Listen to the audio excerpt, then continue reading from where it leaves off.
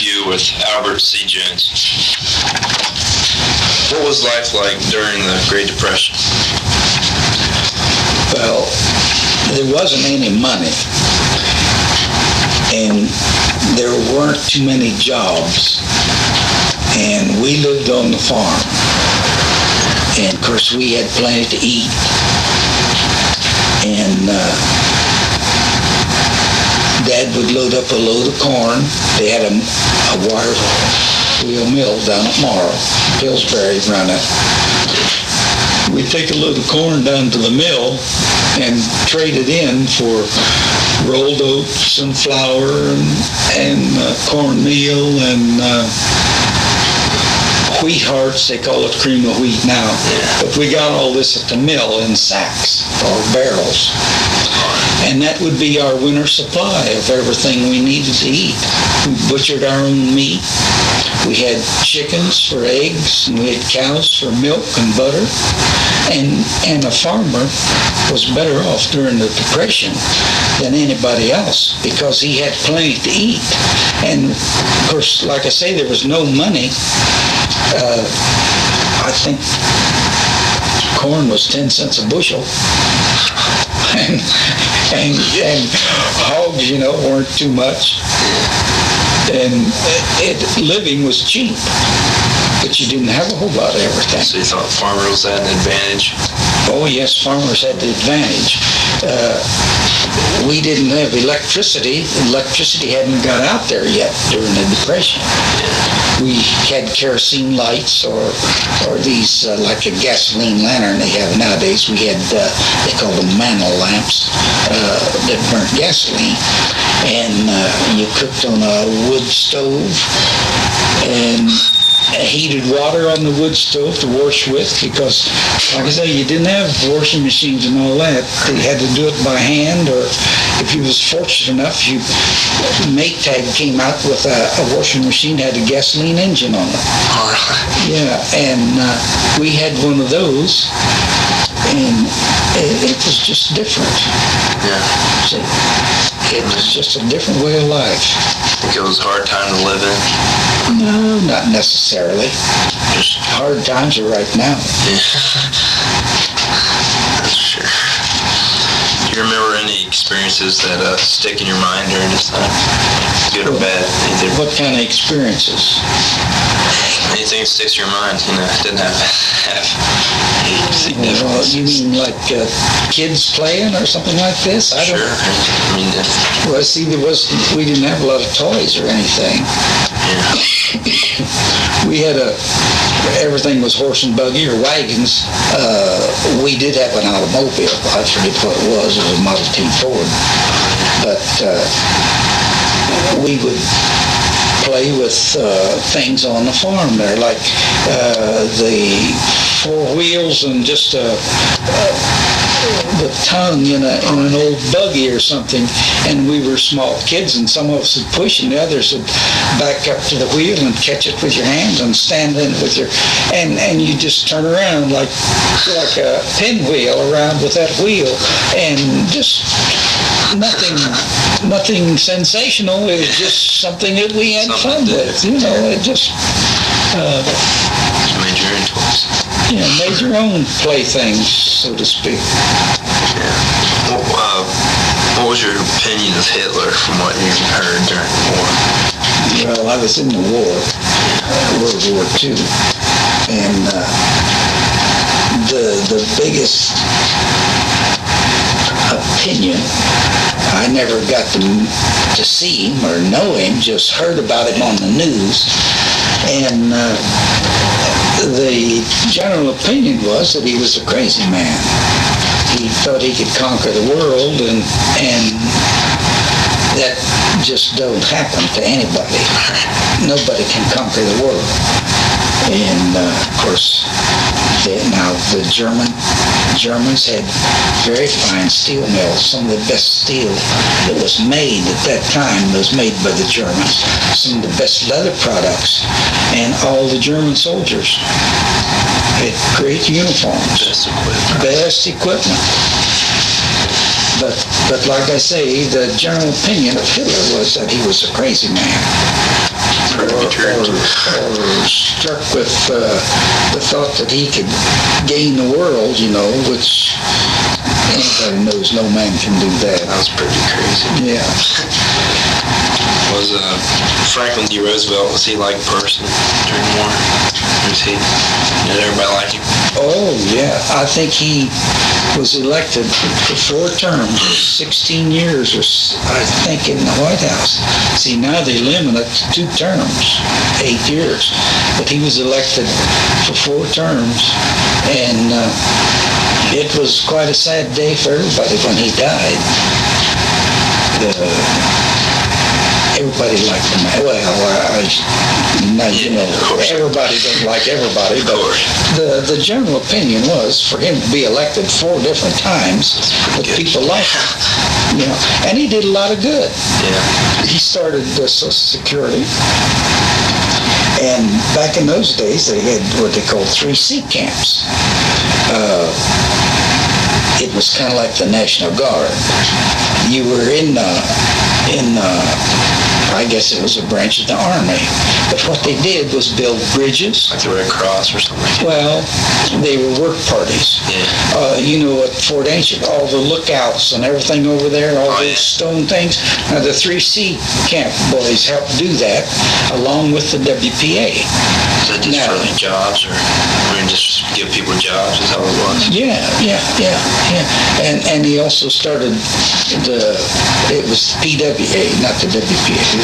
It was Public Works Administration, which instead of just giving everybody food stamps and paying them for being on relief, they had to go out and work to earn their way, you see. And a lot of people work on the Public Works projects. What part of the armed forces were you in? I was in the Army. I was in the South Pacific.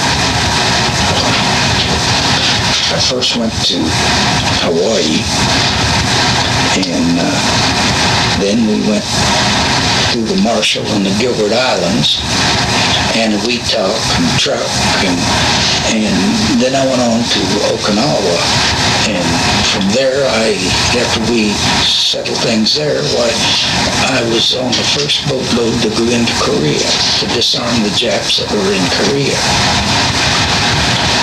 And, it was quite an experience. You don't like to talk about the bad things, but there was a lot of good stuff in there. A lot of fun, and made a lot of friends. Male bonding. Yeah, and you depended on each other. It's just kind of like today they teach you in swimming class to buddy up, have somebody with you all the time. Right. That's the way it was in service. You buddied up with somebody and you looked out for each other. And what was the home front like? Well, there was a lot of shortages. You see, the grocery stores would say, well, we can't get pepper because it's all gone to their servicemen. Well, the servicemen couldn't get pepper either because it all came from Saigon is a big producer of spices, cinnamon and some of these other spices. And we were at war, and we was using all our facilities to get troops and ammunition and clothes to the servicemen. And they didn't have enough commercial ships to get everything back here to this country that we needed. See? And besides that, it wasn't safe for the commercial torpedoes. Yes, because of the submarines and stuff that was out there.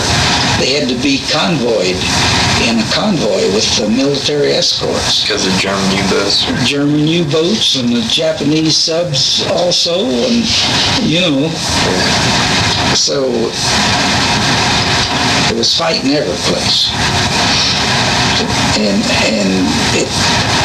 we just could not spare the ships to escort these freighters back and forth because we had to have them ships for supplies for us. If a freighter came back Why, he might bring something, but when he went back over, he was carrying army supplies and stuff over, and escorted with an army escort, a lot of them. And they even, when I came home from Korea, I was on a converted oil tanker that the government had taken over because they needed the troop ships to get transport. There was a lot of soldiers, Marines, and Navy men over there in that part of the world, in England and the South Pacific. It took a lot of ships to haul all these guys. They even took, when they troop transports, like if we were on the training in Lower California out there in the Mojave Desert, and they sent me to Camp Kilmer, New Jersey, where we're going to Africa, when Rommel had a big campaign going over there. But Rommel had the situation in hand, so when we got to Camp Kilmer, well, they sent us back to Seattle to go to the South Pacific. But see, we're talking now box cars, cattle cars that they put beds in out of 2x4s and stretched canvas across them, and they stacked them about 4 or 5 high, and that was the way we traveled across the country, in cattle cars with canvas bunks stretched across them. That's how I handled the concentration. Well, that's how they couldn't move that many men on regular trains because they just didn't have that many. See, this was an unexpected thing when this World War II started. Right. That's why was the significance of Pearl Harbor realized at the time? Was it? Well, that was a shock to us too. That's what initially got us in the war. Yeah, I know. But you see, the Japanese come into Pearl Harbor there in Hawaii, and that's where we had our naval base, and half of the Pacific Fleet was in harbor at the time, and they just come in there and bombed them all, see, and caught us unexpectedly. Right. What do you think would happen if the aircraft carriers would have been in the harbor at the time? Well, that'd been a real devastating blow. Oh yes, it would. But they got enough of them as it was. I don't know how many ships went down over there for sure. About 20 or something. Because I was in, when that happened, I was in Fort Knox, Kentucky. So that was pretty, which was shocking. Was there a lot of propaganda against Japan and Germany in the U.S.? There always is. There always is. Was it all bad? Or no, you see, in order to get a guy mad enough to fight, to shoot another man, now they got to make you believe that he is your enemy. Now you either shoot him first or he's going to shoot you. Now this was drilled into us. They was the enemy, and you get them first if you're going to come back home. Just think about it. See, and I don't know whether you call that propaganda or that's brainwashing or what you call it, but that's what was happening. In order to make a man mad enough to do these kind of things, they had to do something to you, and this was the psychology they used on us to get you mad enough to want to shoot somebody. That's what you had to if you want to survive. Yeah, yeah.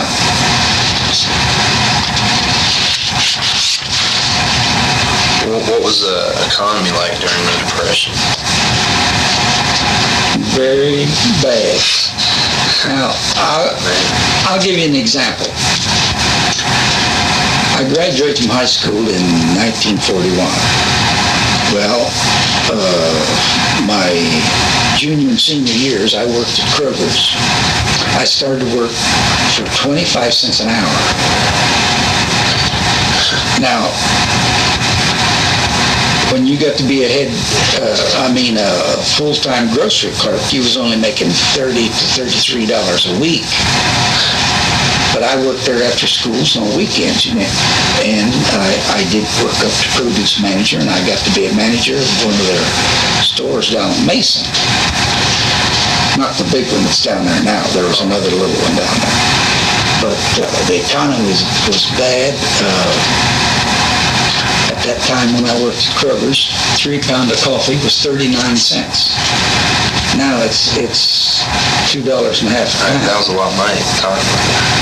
Well, yeah, when you're making 25 cents an hour. And wages were very small. The $35 a week was good wages back in those times.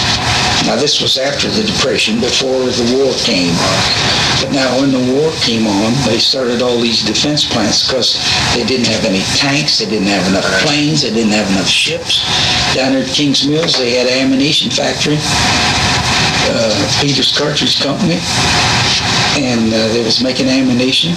But the government came out and said they'd build the plants and put somebody in there in charge of them, making anything you done for the government was whatever it cost you to make it plus the material. Cost plus material. Like making ammunition for the government. But Peter's Cartridge Company was getting whatever it cost them, like man hours or keeping the plant open or whatever it cost them, plus the material. Well, I don't know whether they got a percentage on top of that or not, but this is the way, because they had to get help and they had to get it quick and they had to get material and stuff quick because we didn't have anything. Is that why Germany conquered all those places so quick? Because they already had the tanks and everything? They had to build up a supply of it, see. They had kept this a secret and had supply dumps built up and they had tanks and everything made already, see. But we didn't have anything. Do we know about that? That they were doing that? I doubt it. I don't know whether we did or not. So we might have suspected it, but your spy system never gets the full details on anything back in those days, you see. They've got a better spy system now. Now it's hard. Yeah, but they never got enough information about anything like that in those days. Just kind of guessed. Yeah, just kind of guessed, and they didn't really know how much stuff they had. But they caught us, and they caught Britain without being ready. What do you think would happen if they would took over Britain? Well, I don't know. See, Britain is an island, and they had a navy. Huh? They had the best navy in the world at one time because they had pieces of ground scattered all over the world, see? And they had to be able to get to them. But as far as air support goes, why, they didn't have it. That's why Germany come over there and bombed them pretty near off of the island, because they didn't have any enough planes to repel the attacks. And we were in that same shape. What were some new inventions that changed daily life? New inventions? Yeah. Well, television, you see, I never knew what a television was until about, I guess 1948 or 50, along in there. And then the programs weren't anything like they are today. They were mostly musicals or comedies or soap operas, something like that. But you didn't get any nature programs or any really vital information on your television much, except the daily news. And sometimes you couldn't even believe that. And you can't today sometimes believe what all they tell you on there. But television was one thing, and every home now has a telephone, where it used to be maybe they'd be scattered throughout, the towns or the country, and automobiles have come a long ways. Of course, they had them back then, but there's nothing like today's automobiles. Top speed out of them back then was about 35 or 40 mile an hour. and the trucks that haul the stuff nowadays and everything like that. But there's a lot of inventions. All your kitchen appliances, your mixers and all that. That's new stuff.